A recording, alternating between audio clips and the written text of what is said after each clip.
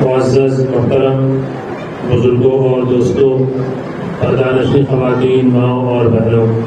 اللہ تبارک و تعالیٰ کا بڑا احسان اور کرم ہے کہ اس نے ہمیں اس ملک میں بھی جو مکہ المکرمہ اور مدینہ المنورہ، یہ دونوں وہ مقامات ہیں جہاں پر قرآن نازل ہوا ہے۔ نبی پاک علیہ الصلاۃ والسلام کی زندگی گزری ہے، گویا کہ اسلام اسی ملک میں آیا اور ہم وہاں سے اتنی دور سمندر پار یہاں رہتے ہیں، اور اللہ نے ہم سب کو اسلام کی دولت سے نوازا، قرآن کی تعلیم سے نوازا، اور اس ملک میں بھی ہم اللہ پر یقین اور اسلام کی تعلیم سے سرشار ہو کر زندگی گزار رہے ہیں۔ بہت سے لوگ ایسے ہیں جو اس قیمتی سرمایہ سے، ایمان اور یقین کی دولت سے محروم ہے۔ اللہ تعالیٰ نے ہمیں اس دولت سے سرفراز فرمایا ہے، اور اس ملک میں بھی ہم اپنے بچوں کی دینی تعلیم اور تربیت کے لیے فکر مند ہیں کہ اللہ کا بے انتہا شکر اور امتنان ہے۔ کسی بھی اسلامی معاشرے کی پہچان یہ ہے، مسلمانوں کی پہچان یہ ہے کہ اس علاقے میں، اس محلے میں، اس سماج میں اللہ کا گھر تعمیر کیا جائے، یعنی اس محلے کے اندر مسجد بنائی جائے، اور مسجد صرف اس لیے نہیں بنائی جاتی ہے کہ وہ اللہ کا گھر اور اللہ کے عبادت کی جگہ ہے، بلکہ مسجد کی حیثیت مسلمانوں کے معاشرے میں مسلمانوں کے پہچان کی ہے، مسلمان مردوں کی، مسلمان عورتوں کی، مسلمان بچوں کی، اور مسلم معاشرے کی پہچان مسجد۔ اب مسجد اگر مسلمانوں کی پہچان اور مسلم معاشرے کی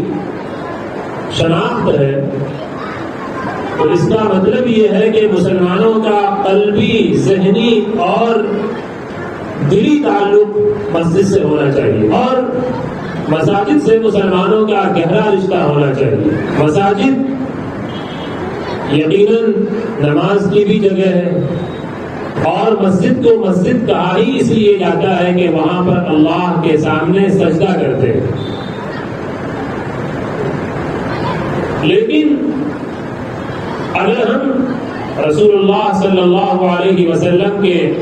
عہد میں جائیں اور آپ علیہ الصلاۃ والسلام کے دور میں مساجد کا کردار دیکھیں تو اندازہ ہوتا ہے کہ مسجد مسلمانوں کی تمام ضرورتوں کی جگہ ہوتی ہے۔ ہر مسلمان کی ضرورت مسجد ہوا کرتی ہے۔ رسول اللہ صلی اللہ علیہ وسلم نے ایک حدیث مبارکہ میں جہاں ان 7 لوگوں کی نشاندہی کی ہے کہ سبعۃ یظلھم اللہ فی ظلہ یوم لا ظل الا ظلہ، کہ 7 لوگ ایسے ہوں گے قیامت کے میدان میں جن کو اللہ تبارک و تعالی اپنے سائے میں پناہ دے گا، اور اس دن رب ذوالجلال کے سائے کے علاوہ کوئی سایہ نہیں ہوگا۔ اس حدیث میں نبی اکرم صلی اللہ علیہ وسلم نے اس شخص کا بھی تذکرہ فرمایا ہے، قلبہ رجل قلبہ معلق بالمساجد، کہ وہ شخص جس کا دل مسجد میں اٹکا ہوا ہو،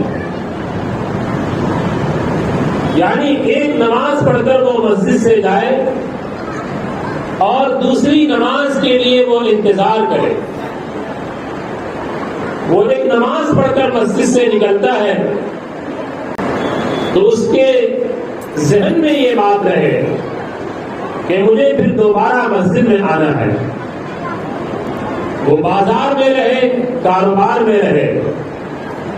تنہا رہے، لوگوں کے بیچ میں رہے، بچوں میں رہے، بیوی کے قریب رہے، لیکن جب اذان کی آواز آئے تو وہ مسجد کی طرف نکل پڑے.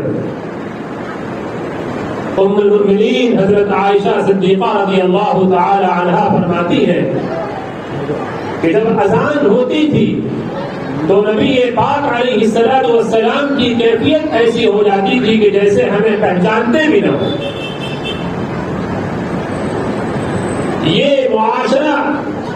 تشکیل پاتا ہے ایک ایسے ماحول سے جہاں کی عورتوں میں بھی دین ہو، جہاں کی خواتین میں بھی دین کی عظمت اور اس کا احترام ہو. جب اذان کی آواز کانوں میں پڑ جائے اور جب نماز کا وقت ہو جائے تو عورتوں کو بھی چاہیے کہ وہ نماز کی تیاری کے لیے نکل پڑے. یہاں رک کر مجھے ایک وضاحت کرنی ضروری ہے کہ اس وقت لاؤڈ اسپیکر پہ بہت سی بیگا پابندیوں کی وجہ سے شاید بہت سی عورتوں کے کان میں اور عام لوگوں کے کانوں میں بھی اذان کی آواز نہ پڑتی ہو،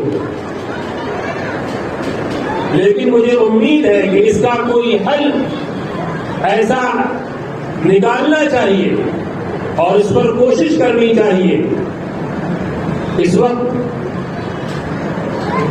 ترقی یافتہ دنیا میں ایسے بہت سے ایپ ایجاد کیے جا سکتے ہیں کہ جس میں مسجد کے اندر سے اذان دی جائے اور اگر لاؤڈ اسپیکر کا استعمال نہ بھی ہو رہا ہو تو موبائل کے ایسے ایپ لانچ کرنا چاہیے اور اس پہ ذہن لگانا چاہیے اور کوشش کرنی چاہیے کہ جس کے ذریعے ہر موبائل پہ اذان کی آواز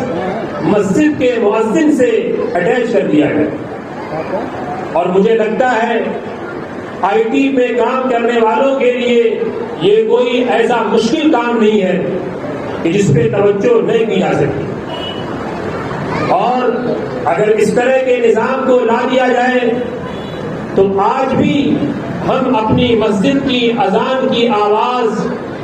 سن سکتے ہیں اور جو اذان کا مقصد ہے وہ اس سے بھی پورا ہو سکتا ہے. میں یہ کہہ رہا تھا کہ مساجد مسلمانوں کی ایسی ضرورت ہے کہ جس کے بغیر ایک اسلامی معاشرے کا تصور بھی نہیں ہو سکتا. مسجدوں میں فرض نماز کا اہتمام ہونا ہی چاہیے. مسجد تو بنائی اسی لیے جاتی ہے، لیکن مسجد سے ایک ایک بچے کا تعلق مضبوط ہونا چاہیے. ہماری خواتین اس معاملے میں بہترین کردار ادا کر سکتی ہیں کہ ہر اذان کی آواز پر اپنے بچوں کو مسجد بھیجنے کا ماحول بنائیں. اگر لڑکا ہے، بیٹا ہے، اسے مسجد کی طرف بھیجیں، اور بیٹی ہے تو گھر کے اندر انہیں تاکید کرے کہ اذان کی آواز کانوں میں پڑ گئی، نماز کا وقت ہو گیا اور اب نماز کی تیاری کیجیے. اذان کی آواز آنے میں اگر دشواری ہے تو آپ محلے کے نماز کا وقت معلوم کر کے گھر کے اندر نظام الاوقات لگائیں. گھر کی بہت سی ضرورتیں ہوتی ہیں، بہت طرح کے آپ چارٹ لگاتے ہیں. آپ گھر کے اندر پنج وقتہ نماز کے بھی چارٹ لگائیے تاکہ بچے اس نماز کے وقت کو دیکھ کر نماز کی تیاری کر سکیں. مسجد تعلیم کا بھی مرکز ہے. دینی تعلیم مسجدوں میں ہونی چاہیے، یا پھر مسجدوں سے متعلق، مسجدوں سے متصل ایسے مکاتب کا نظام ہو جہاں پر دینی تعلیم کا بندوبست کیا جا سکے۔ رسول اللہ صلی اللہ علیہ وسلم کی مسجد، مسجد نبوی میں تعلیم کا اہتمام ہوتا تھا، تذکیر کا اہتمام ہوتا تھا، ذکر کی بھی مجلس لگتی تھی، تعلیم کی بھی مجلس لگتی تھی، تعلیم کے حلقے لگائے جاتے تھے، اور کئی روایتوں سے اس کا ثبوت ہے۔ خود رسول اللہ صلی اللہ علیہ وسلم تعلیم کے حلقے میں بیٹھ جاتے تھے، اور اللہ کے نبی علیہ السلام کا ارشاد ہے انما بعثت معلما، مجھے اللہ نے دنیا میں معلم بنا کر بھیجا۔ علم کے سیکھنے اور سکھانے کا مرکز رسول اللہ کی مسجد تھی۔ وہ مسجد جہاں پر دینی تعلیم کا اہتمام نہ ہو، جس مسجد میں آنے والوں کو نماز کے فرائض بتائے نہ جائیں، سالوں سے نماز پڑھ رہے ہیں لیکن ان کو پاکی کے مسائل نہیں معلوم، غسل کے مستحبات نہیں معلوم ہے، وضو کے کی سنتیں نہیں پتہ ہیں، اور سالوں سے نماز ہو رہی ہے، انہیں التحیات نہیں یاد ہے، انہیں دعائے قنوت نہیں پتہ ہے، اور لوگ نماز پڑھ رہے ہیں۔ آپ چاہیں تو سروے کر لیں، اور یہ اس طرح کا سروے کرنا کوئی برا نہیں ہے، آپ سروے کر لیجیے، اپنے مسجد کے لوگوں کا پیار اور محبت سے سروے کیجیے، لوگوں کے سامنے نہیں۔ آپ ایک چھوٹا سا سروے فارم بنائیے، اگر آپ کو یقین نہ آئے اور 2 لوگ جائیں، امام صاحب خود چلے جائیں یا کوئی اور چلا جائے، تنہائی میں آپ گھر میں جائیے اور ان سے پوچھیے، یہ بتائیے آپ کو وضو کے فرائض پتہ ہیں، سنتیں پتہ ہیں، کتنی صورتیں آپ کو معلوم ہیں؟ تو آپ کو اندازہ ہوگا کہ آپ کے اسی محلے میں، آپ کے اسی مسجد میں آنے والے کتنے لوگ ہیں جو دین کی بنیادی تعلیم سے محروم ہیں، ان کے اوپر نماز فرض ہے لیکن انہیں دین کے بنیادی مسائل نہیں پتہ۔